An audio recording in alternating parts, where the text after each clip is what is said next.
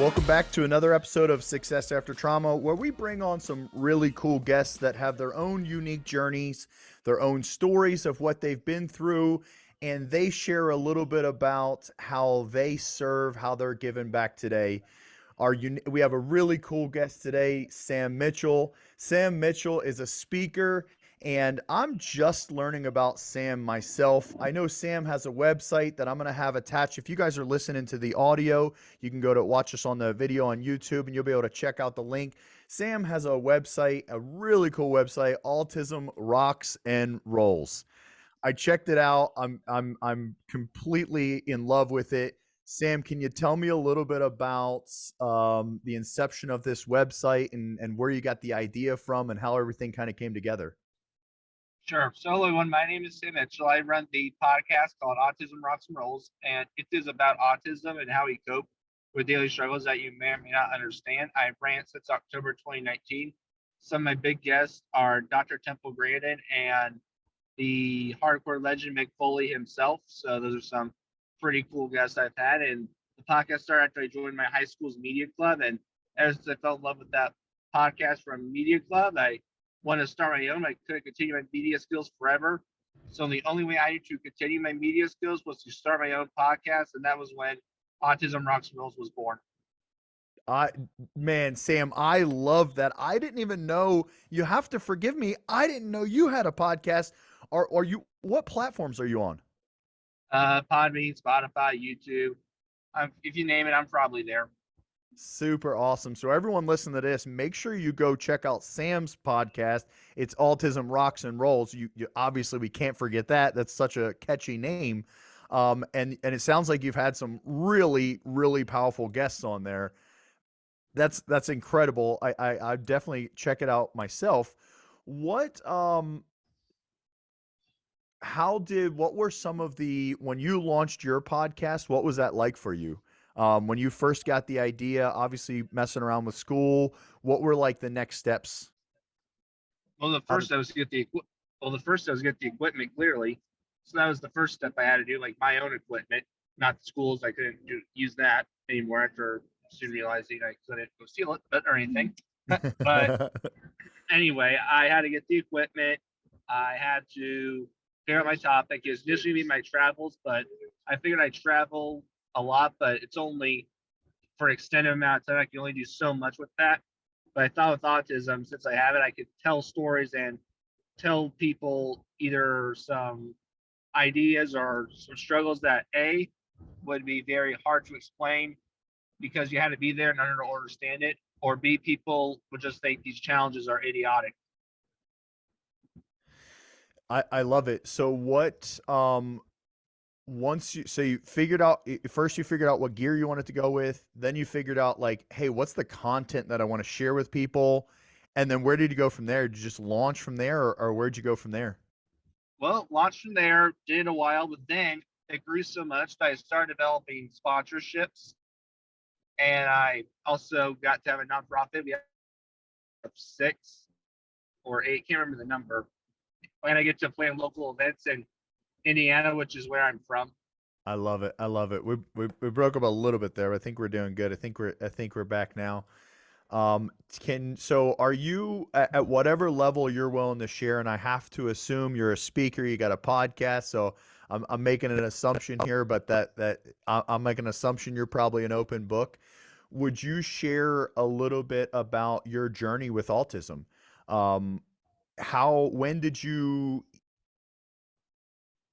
I mean, really, if you would, if as whatever level of comfort you have, take us back as far as you're comfortable with in your realization with autism and how you really just what was the journey of you stepping into your power with it to realizing the gifts you have? Well, the journey was really after I figured out I had autism at 6 years old. I was diagnosed at 4, but I didn't really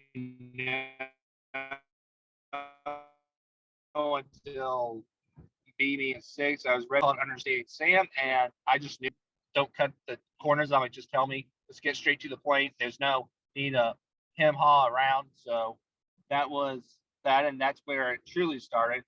But then I really didn't have any power because I dealt all the fun, excluding and stereotype. And when I say fun, I'm being sarcastic.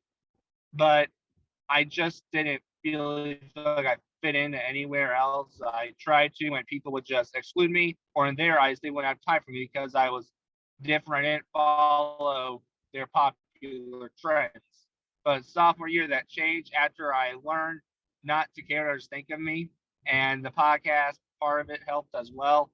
So, but after that change, I started getting more confident. I started being able to share more stories, tell something to my buddies that they didn't know, and then the podcast kept growing, and then my confidence kept growing too. Wow. Wow. Now tell me about when was when was your first encounter speaking, and how did that come up? My first encounter speaking, it was actually in 2022. It was in Broken Arrows, Oklahoma. Oklahoma. So Beautiful. I'm still new speaker, but definitely hoping to get more out of this year. You definitely will. I mean, you definitely will. I mean, you're gonna be a sensation. I mean, the more that people learn about you and your mission, the more people are gonna want you on their stage. As you have a more intimate experience with it than most people. But oddly enough, my son is ever so slightly on the spectrum, and I just have this firm belief that these are incredible gifts, abilities that you guys were given that that the rest of the world does not have, and it's really it's an under discussed topic. People don't know about it, um, and because of that, children like yourself grow up being labeled as different, and that label can have negative effects. As you continue to get this word out, I mean, you're going to blow up. Everybody's going to want you on their stage. How did it feel when you spoke on that first stage? Oh boy, it felt pretty good. I felt like I tell a story. It felt weird people actually hearing you out because it's the equation that is people for 15 years people didn't hear me out, and for 60 years people have. So it's still an odd feeling to get used to in so many unexplainable ways. But I'm hoping to get used to it. And I just time will come. But I'm not used to it, but I'm thankful for it that people are listening to me. I love how you said that. I'm not used to it, but I'm thankful for it. That's powerful. That's powerful. Well, I appreciate it. Well, more and more people are going to be listening to you. That's for sure. You know, that's my projection, but more and more people are going to be listening to you for sure.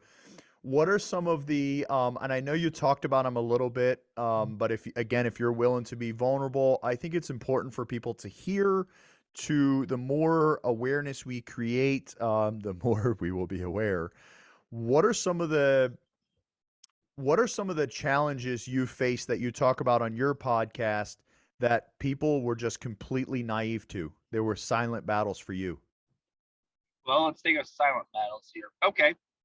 This isn't a big one. I've been outgoing with this one more, but wet t-shirts, I'm very sensory issues, so not there's a lot with those. Mine could come with clothing, but some came with food, some came with drinks. Mine came with clothes. I don't like wearing certain clothes. I like to dress up fancy. The fanciest I would dress up if it was up to me was khakis and a nice polo shirt. No suit and tie tuxedo ordeal. So that's a silent battle for you. And then another silent battle is it's called anticipatory anxiety. I call it where you just know what to expect is easily translated. So that means if we're making a plan here, and I just need to know if that plan is going to work. A lot of people on are like, "Are you coming? Are you coming? Are you coming?" Whereas you could like easily wait and just let them know ahead of time, "Hey, I'm coming here," but I need to know. The unknown is terrified. Wow. Wow. I appreciate you sharing that. That's powerful. What are some of the challenges you faced with, um, your environment in growing up. And what I mean by environment is ignorance in your environment. Ignorance Well, is I in, mean, yeah, go ahead. I would say ignorance environment. Well, I think in our communities sometimes they're not the most accepting. I safely met some good people out there, but there are still some out there who if I approached them, they would still act the same they did in grade school because in their mind it's easier just to be nice but not give it time versus someone else who will give me time, or maybe it's your community that would give me more time. And here, don't get me wrong, I love where I live, but that's one of the costs of living here is you get your reputation built. You're one of the Debbie Downers there of living in where I'm at, really. Hmm. Tell me a little bit about what is yeah, let me just ask this question, and at whatever level you some of it you've figured out and some of it you'll still be exploring, of course. What is your mission? What would happen that would just be incredible through your nonprofits, your podcast, and your speaking? What change could happen in 20 years from now? What would that look like that you would be completely um, just really empowered that you were able to be a catalyst for this change? I Uh, was talking about your question with the quirks. I just said it'd be easier if someone could accept us and not judge us for like a sensory meltdown versus us getting looked at or judged by someone who may not understand the autism diagnosis. If these quirks help us, so be it. But I understand we got to meet you halfway. It has to be a two-way street. you're looking for now. Well, and dive in a little bit. What do you mean by when you say, "Hey, I know we have to meet halfway, it has to be two-way street"? Um, help elaborate for me. So are you saying the quirks help us as in like, hey, if for those that have the diagnosis of autism, whatever that meltdown may be, that's what's helping you get through that sensory overload? Is that accurate? Yeah, I would say so. Punch a wall because there's water on us because we just can't do that. It's not realistic. But what we can do is bring you an extra change of clothes in case that does happen. Mm. Okay. Okay. Powerful. Powerful. That's really powerful what you just said, because my mind kind of went to when you first said, yeah, we can do it, we can meet halfway is something we can do. I thought my first thought went to like protecting, like, no, you guys are fine. But I get it. That's powerful, that ownership of like, hey, I know this is a thing. I can pack another set of clothes. That's powerful. Yeah, exactly. So the goal really is around creating that awareness for people to have a better understanding of autism as a whole. Is that correct? Yeah, it's definitely a better understanding, but I'm just also hoping that people will see that we can be very creative. There's more to it than just the meltdowns. There's more to it than just the sensory issues, the anxiety. There's the fact that there can be some great days with creativity and maybe imagination, but also we can also maybe just think of ideas that no one else can. Albert Einstein had autism, and he created a science equation that people use today, which is math E equals MC squared. People use that every day in science classes, or scientists use it every day. Absolutely. Absolutely. It's powerful. I mean, I know I shared with it. My son's slightly on the spectrum. He's 8 years old, and he highly he focuses on things, and when he hyper focuses. So when he focuses on something, he has an ability to completely and totally shut out the rest of the world. And so sometimes it can be seen, teachers, things of that nature, like, oh, he doesn't listen. Like, I had to tell him 3 times or whatever the case may be. But I realize it as a gift that he has, like that ability to hyper focus. We don't have, I say we don't have that same ability to focus like that. And because of that gift, like, yeah, the teacher wants him to listen the first time. Okay. However, I want to protect that gift for him because that gift is going to allow him to focus on something big in the future. And I don't even know what it is yet. I agree with that. And truth be told, even though if he doesn't listen the first time, maybe he'll listen again, and it's better late than never. That's right. That's right. I love it. I love it. Okay, so now tell me, so let's see, tell me a little bit about your guys' nonprofit. What is a little bit about the organization? What does it do? How does it serve? Yeah, please.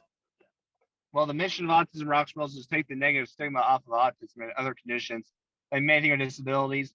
Feeling special or not broken, not need to be fixed. Those who have conditions or abilities do not to be pitied. There's nothing to be sorry about. That's our mission from word to word. And we do it by the speaking, but also planning events, planning some that are fundraising events, but also doing some events that show these people should be celebrated. For example, our gala, we always have that in April. We just got done having that with our keynote keynote speaker, Rich Beto. He's the former drummer for Finger 11. He's battled alcoholism and it was a fun day, but he tried to help his son Laird, who has helped him become sober. And if you're telling me that someone with autism can't help or do anything, try again. He's helping someone living a good life right now. That's right. And we That's also right. provide resources. Yep. We also provide resources by sharing online links. I do a blog to help people out sometimes. The podcast, that's definitely a resource. Beautiful. Beautiful. That podcast is a huge resource. I know it is. Again, the awareness piece. Now, do you guys have a website for the nonprofit? I assume. What's the website for your nonprofit? AutismRocksandRolls.com. That is the host for our podcast, Autism Rocks and Rolls, and our nonprofit, Autism Rocks and Rolls Corporation. Boom. I love it. I love it. And for everyone that's listening, again, for everyone that's listening on the audio, you can check us out on YouTube, watch the video for this. It is the channel of Success After Trauma, and we're going to have that link posted there. Now, what about, Sam, what about people that would like to get involved with in any way to help your nonprofit, be it financially donating, be it through time, be it through connections that they may have that may help your organization? What's the best way for people to, if people wanted to donate, what's the best way for people to do that? Well, I mean, you can donate through Venmo and PayPal. That's pretty much something we do. I think I have a donate button somewhere. I can't remember where, unfortunately, on the website, but it's definitely there.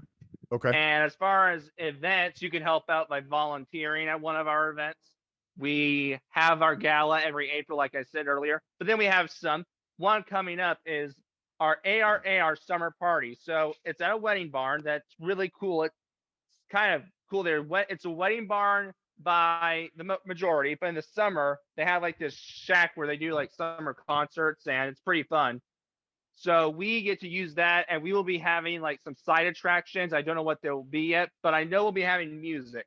Our music guest will be local band, All Access Band, and Indy's hometown boy, Duke Tomato. Duke Tomato, is that it? Yep, I love it. Pumatoe. If you haven't heard of him, check out his music. If you like blues with rock, it's pretty good. Okay. Yeah, definitely. I'm gonna have to check it out myself. Now, are your events always in Indiana? So far, yes. Okay. Perfect. Now traveling speaking, that's everywhere, but the events are so far at least strictly Indiana. Okay. And what cities your gala in? Bloomington, Indiana, so not too far, but definitely a 20-minute drive from where I'm from. Okay. And then what about your the other events you guys put on in general? Do they just kind of go wherever? Like, is it just any like well, I'm not gonna say randomly, but is it in different places, or are you generally in the same city for Yeah, other it's in events? different places. The Bloomington is probably like guarantee like hometown. I mean, it's going to be somewhere in Bloomington, but as far as what they are, it's different each time. I mean, our gala, that's going to happen annually. That was a former black tie event. This summer party is more festive and was my idea. So, I love it. I love it. So, what are some stages that you would like to be on, like you as a speaker in the future? I don't care, like next year, 10 years from now. What are some really cool stages that you have? Is there any that you've kind of set your sights on that you have an interest of being part of or speaking on? TEDx, I Okay. did have done TED Talk. So that's actually one of them I already accomplished was TEDx. I did a TED Talk called Soul Structure, as a why people on the spectrum need structure. And it's a pretty cool talk. We had to do it virtual because of COVID, but still verified as a TED Talk. But what I'm looking for, and this is going to be a shocker and a big one, but I want to do it because I think I've seen someone win the competition. So let's give it a try. At least share stories to America. And that would be America's Got Talent. Beautiful. Beautiful. Um, that's powerful. You're going to get there. America's Got Talent for sure. What other state? And by the way, congratulations already doing TED Talk. That's powerful. What other, do you have any other places, venues, stages, or things that just really stand out to you? Um, where I could do my work, not that I could think of, but I guess something that I should mention is I'm an avid wrestling fan. So, hey, if I could get in a WWE ring and do something, whether that be referee or just sit in the ring for 10 minutes and just do an entrance, I'm happy with that too. That's awesome. And what about what is your right now? Do you have anyone right now? Let me ask you this. Do you have anyone right now that is like you would love to have on your podcast right now? Like, is there anyone that you're Well, like, yeah, go ahead. well, I had him, Mick Foley. Again, one of my favorite wrestlers growing up, hardcore legend. But a fun fact for you is his son is on the autism spectrum, so definitely have had a connection there. But as far as future guests, I tried these, so we gotta figure out a way to do them. Eminem from the rapper, he has Yeah, autism yeah. himself, and Gordon Ramsay. He has had a hard life, and there's a reason why sometimes he can't keep his mouth shut. Right, right, right. Those will be man, those are two that's going to be really cool having those two on your platform, of course. Yeah, and then I found one the other day. It's not a dream one, but I think it's a cool story. Amber Lee Snyder. She's a she's a she is a barrel racer, but the cool thing is she had a car accident and she's paralyzed from the waist down, but she's still but after that wreck and being paralyzed, she's still uh barrel racing, even paralyzed from the waist down. What? That is powerful. Have you connected Yeah, with her and have her as a guest, or is she someone you're connecting with? I'm going to try to next section. So I have like celebrities. I have a big celebrity queue, and I put her on there. So I'm hoping to get her the next section. I've already done this section. Out of this section, I got a couple. Hopefully, I got let's see, who did I get? Ben Waits from America's Got Talent, who has a some kind of condition. I can't remember what it's called, but he can't move his arms. And Amanda Mamana from America's Got Talent last year, who has a speech impediment and stutters, but she doesn't stutter when she sings. Oh wow, I bet that's powerful to hear. It, I can it just is. And go ahead. then I'm trying to think of who else. One of my personal heroes from Hell's Kitchen, not Gordon himself, I wish though. Tommy Stevens, Hell's Kitchen, rocker, but what I find fascinating about him is one of our missions is success for all and how you get there. So if you aren't like mentally there, like you have autism or cerebral palsy or Down syndrome, and you think differently, then you're successful still. But also looking at physical looks. So we're talking about people who don't look successful. And I'm not going to bash Tommy, so I apologize, Tommy, but you probably won't mind saying this because he's joked about himself. He joked and said, "I've been arrested 8 times." That's not true at all. But anyway, Tommy Stevens, if you look at him, you would not think he's successful because from head to toe, he's tattooed and he's actually kind of looks like a gangbanger. But when you talk to him, the nicest person you'll ever meet, and he is now an executive chef. That's So awesome. that's what I'm trying to get past too. Is let's look past the tattoos. Yeah. Yeah. Let's connect with people for who they really are. Because we all have, I mean, Yep. obviously you know this, Sam, but we all have unique gifts and talents to share with this world, and all of our talents and our gifts are they're unique to us. And what's outside of societal norm is definitely, what label do I want to use? I'm not sure. It's definitely challenged by society when it's outside of societal norm. But being outside of the norm doesn't make it right or wrong or up or down or left and right. It's just different. It just is. Yeah. No matter what way you get there, I think you're going to get there. Period.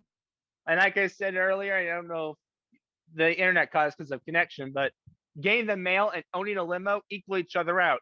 Taylor Swift is just as successful as the guy in the autism clinic. Yeah. Yeah. No questions asked. Well, and the other thing is, the other pieces, which, it's a whole I'd say long conversation, but, what is success too? Because we look at, well, I say we, but a lot of times the word success is just naturally translated into materialistic things on this planet, and that may be a portion of success for some people, but ultimately, when we look at someone that's successful, if someone is completely at peace with themselves, if someone serves this planet, and I would even use yourself as an example, Sam, that to me becomes more of a success than material things. And I believe we're also allowed to have all the material things we want as well. Those just don't, I agree with in my, you. yeah, go ahead. I say I agree with you. Yeah.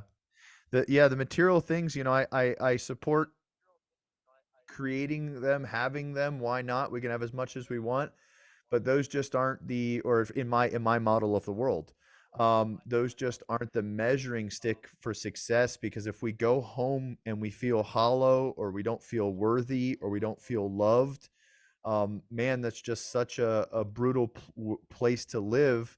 I've had my own unique experiences in life, but I've lived in chapters where I went home and I didn't, and I did feel hollow, and I did feel lonely, and I didn't feel worthy, and I didn't feel loved.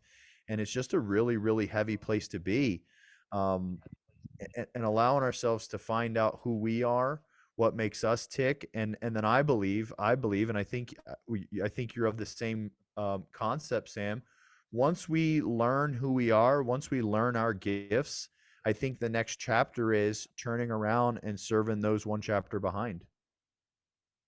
Yep, I think so too. And I'll be honest, there are days though that I go back to chapter one because I still live in the past. There have been days where I'm like, my goodness, they aren't talking to me. No one's going to listen to me. What the heck? And I've tried to put that out of my view, but I tried so much that it's just not going to happen because the more I thought of it, I thought this is a fight that I don't think I need to fight. This is a fight that needs to be shared and told, like, hey, this is what the exclusion and the bullying comes to. That's And right. those are the more days I get more, what's the word? More motivated to tell my narrative. Yeah. Yeah. I'm so thankful. They say thankful. It warms my heart, creating that awareness for bullies. That's a huge subject for me. I just really, I mean, it really hurts my heart, the thought of, and I can't watch. I can't, meaning when I say that I can't watch, what I mean is if it's on a screen, I want it turned off. If I'm in front of it, I must intervene. I can't watch someone get bullied. But even the thought of it hurts my heart. It's such a rough thing. Right. Um, Creating awareness for it is so powerful. People don't realize, the people that are oh, I say people.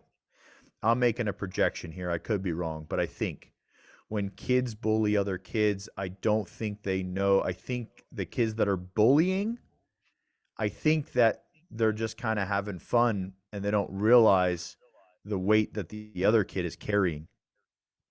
Um, Right. And Mind, buddy, go ahead, I said, I was going to joke around. I said this, please. buddy, you might not want to be around me because I'm not saying I'm a bully. I'm not saying that. Like, I'm not going to be like, oh, you're have cerebral palsy. Ha ha ha. No, I don't do that. But I mess around with people. I'll play, little practical jokes. I'll play, you know, try to think of something very dumb here, contest or whatever, or the tortilla water challenge. I'll have fun with it. I might, Yeah, mess around with you a little bit, but I'm not gonna like, make you feel unsafe. that's right. That's right. Yeah, yeah, no, and that's it. That's it. I mean, and teach. Everyone can have their own labels. That's the journey of life, I guess, if you will. But to me, like, there's nothing that has to do. There's not when if someone's getting to have entertainment, enjoyment, fun, laughter, anything of that nature. No, and you said it. The magic words were in my, from what I received. You said, "I'm not going to make you feel unsafe." I'm not gonna That's attempt to do that. That's not the goal when I mess with you. The goal is just to, have some fun and get laughed at and get laughed with you. Now I'm not gonna laugh at you, but I'll laugh with you. Yeah, yeah, yeah, yeah. I love it. I love it. Okay, so we talked about your mission. We talked a little bit about your journey, and how your mission came to inception, the stages you're looking to get on. So there's the possibility of doing well, not the possibility of it'll be something, but in the future, I Oh, will, wait a minute. There was one other stage I didn't think of. I just thought in my head. If you don't mind me saying that, can I go ahead and do that? please. Okay, cool. So, like I said, I'm a big wrestling fan, but if I could, this is why I would envision this. So, I'm, I definitely am a big wrestling fan, like I mentioned. So, if I could pick which one, though, the hero or the villain, I'd be the villain because I'm not, like I said, but there have been points in my life where I've gotten angry. If I feel like I could have a stage where I could, have this heel where I could kind of complain for a show business, it would be therapeutic. That's awesome.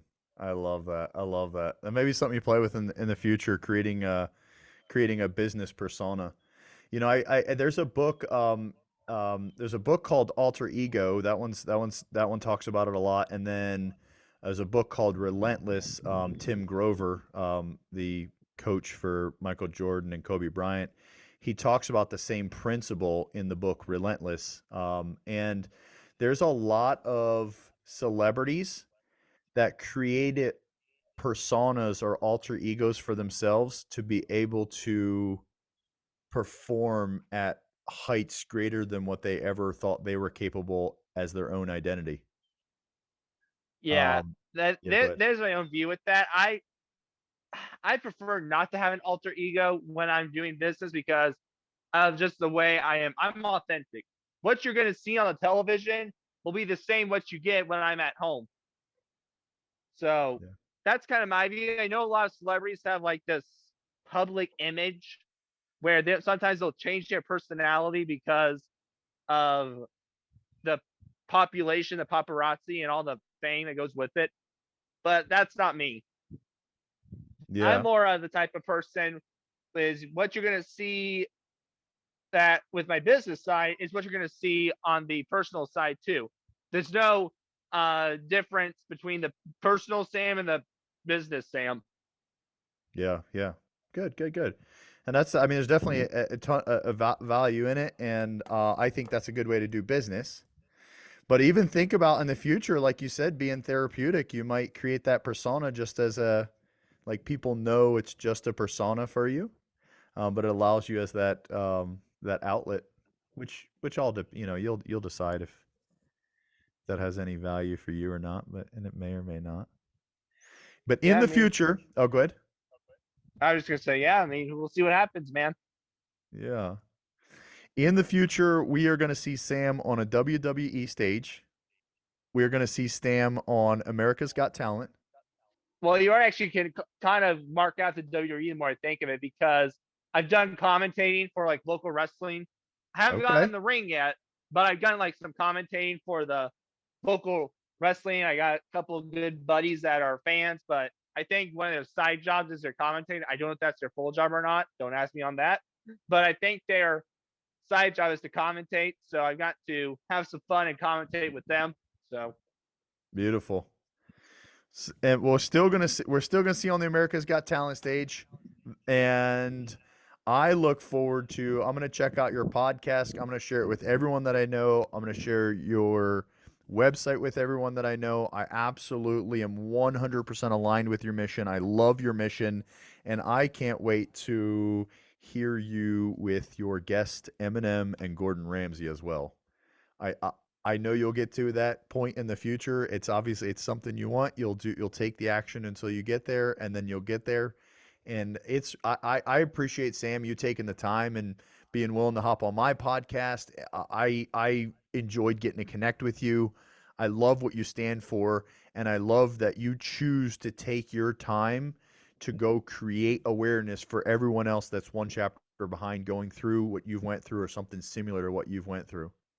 I really well, appreciate I it, Sam. mean, first of all, thank you. But second, what was kind of odd is I kind of always had that in my back burner because I've always wanted to do something good for the world, but I just never had the privilege or had the chance given or the opportunity to. And what I've learned, you can take this advice too from your listeners is if you're not going to take anything from this, then you need to take this.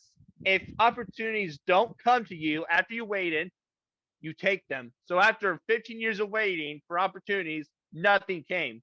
All right, I was done waiting. So I decided to take opportunities. At 16 years old, I started the podcast at 16 because I took it. I won the best business and CEO because I took that. I mean, I got it voted from, people, but I went to that trade show to get voted best business. And I got up at 5 a.m. each morning for that class, not because I had to, but because I wanted to. And I knew it would lead me down to success in the future. Beautiful. Beautiful. That's powerful. I appreciate you sharing that. That's powerful for everyone listening. You know, you said it and you did it at 16 years old. When the opportunity didn't arise, you figured out how to make and take opportunity for yourself. Right. The CEO is more 18, but the podcast that Thundercast at 16, that was my kind of golden ticket to starting my own podcast, the CEO class. So just to clarify on that. I love it. I love it. It's powerful. Well, Sam, what are your words for, would you give us your final thoughts on anyone that's listening to this podcast right now that maybe they knew autism existed a little bit, but if they haven't had an intimate experience with a close family member or a friend, if they didn't understand autism, what message can you share with them around maybe around patience, around acceptance, around awareness? What's your message that you could share with them? Well, I mean, this isn't more of wisdom. This is more just the truth. and it is kind of wisdom if you take it the right way. I think the world could be a lot nice. I think the world would be a better place if the world could be nice and not be stupid. I think we get along so much better, don't you think? Yeah, yeah. Be nice, yeah. Be nice and don't be so stupid, huh? Well, it's basically that, except without the so. Be nice and don't be stupid. I mean, like I said, straightforward to the point type of person. That's straight to the point right there for you. Yeah, yeah, sure enough. Sam, I appreciate getting to connect with you today, and I appreciate everything you shared. We're gonna stay in touch. I'm gonna make sure that we share your website, share the links, and get it promoted so that we can get more awareness for autism. And for everyone that's listening to this, if you're just listening to the audio, make sure you check out Sam's website. Make sure you check out his podcast. It's autismrocksandrolls.com. And if you're just listening to the audio, you can check out the video. We have a YouTube channel. The channel is Success After Trauma. And until the next episode, be great. It's already in you.